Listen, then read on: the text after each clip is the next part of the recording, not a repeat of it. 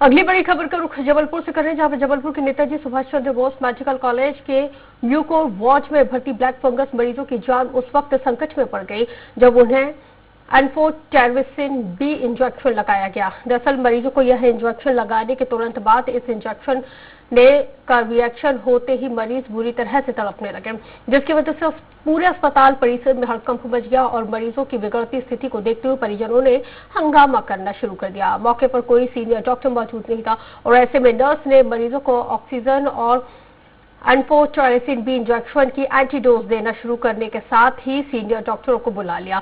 तो वहीं अस्पताल के अधीक्षक ने वार्ड में पहुंचकर मरीजों को इलाज देना शुरू किया है, जिसके बाद मरीजों को राहत मिलना शुरू हुई। बहरहाल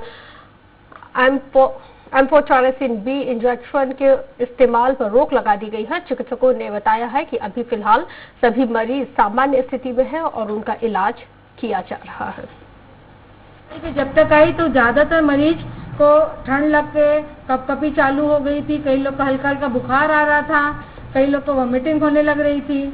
60 मरीजों को इंजेक्शन लगा था, उनमें से 50 मरीज जिनमें सिम्टम आए थे उन सबको हमने स्टेबल करा दिया है। अब सब मरीज खुश हैं।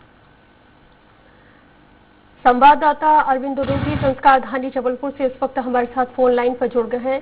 अरविंद जी, पहले हमने देखा था कि रेमडेसिविर लगने के बाद लोगों को ब्लड प्रेशर माफ कीजिएगा, लोगों को डायबिटीज की परेशानी होने लगी। अब यहाँ पे जिस तरह से ये जो फंगल इंजेक्शन लगाए जा रहे हैं एम्फोटेरिसिन, इसके भी अब साइड इफेक्ट सामने आने लगे हैं। क्या सारे मरीजों के ऊपर ट्रायल किया जा रहा है इस पूरे पेंडेमिक में? देखिए, इस तरह का नहीं है ये मामला। एम्फोटेरिसिन बी इंजेक्शन के जो पहले इंजेक्शन सभी मेडिकल सप्लाई में आए थे वो काफी महंगे थे और एक दूसरी कंपनी के थे, और अभी जो इंजेक्शन जिनके कारण ये तमाम रिएक्शन हम देख रहे हैं जबलपुर, सागर और दूसरे अन्य अस्पतालों में, सरकारी अस्पतालों में, यहाँ पर ये कहा जा रहा है कि इसमें हिमाचल प्रदेश की फार्मास्यूटिकल कंपनी से बेहद सस्ती दरों में खरीदे गए एम्फोटेरिसिन बी इंजेक्शन उपयोग में लाए गए। जबलपुर में भी ये पहली खेप आई थी 1000 इंजेक्शन की, और पहली खेप के पहली बार में ही ये इंजेक्शन लगाए जा रहे थे उन मरीजों को जिन्हें पहले भी एम्फोटेरिसिन बी इंजेक्शन लगाया जा चुका था, पूरे 60 मरीजों को। तो जैसे ही इस कंपनी के पर्टिकुलर कंपनी के एम्फोटेरिसिन बी इंजेक्शन लगाए गए हैं, उसके तुरंत बाद रिएक्शन प्रारंभ हो गया और 50 से ज्यादा मरीज तड़पने लगे।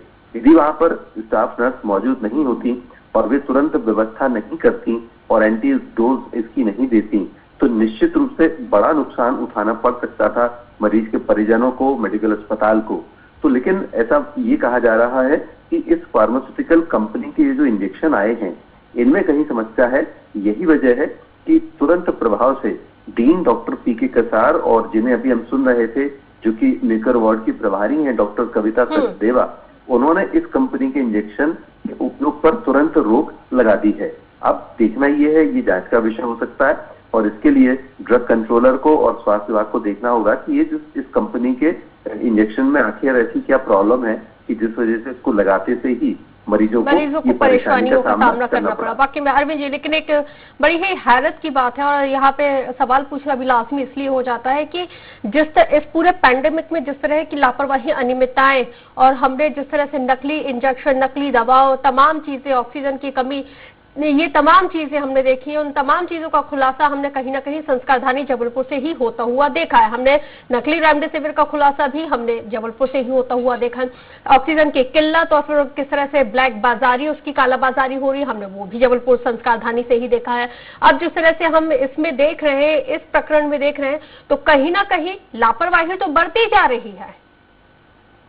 बिल्कुल, ये जो इंजेक्शन नए फार्मास्यूटिकल कंपनी से लिया गया था तो सबसे पहले शायद इसको चिकित्सकों को और जो ड्रग कंट्रोलर हैं उन्हें पहले अपने पैमाने पर इसको तय करना था और उसके बाद फिर मरीजों को देना था, या चेक करने के बाद। आमतौर पर ऐसा होता है कि जिस इंजेक्शन के बारे में ऐसा रहता है कि ये शायद मरीज को रिएक्ट करेगा तो उस मरीज को पहले कुछ डोज देकर उसको चेक किया जाता है और काफी देर तक उसको आईसीयू के आसपास ही रखा जाता है कि यदि कोई दिक्कत होगी तो इसको तुरंत संभाल लिया जाएगा।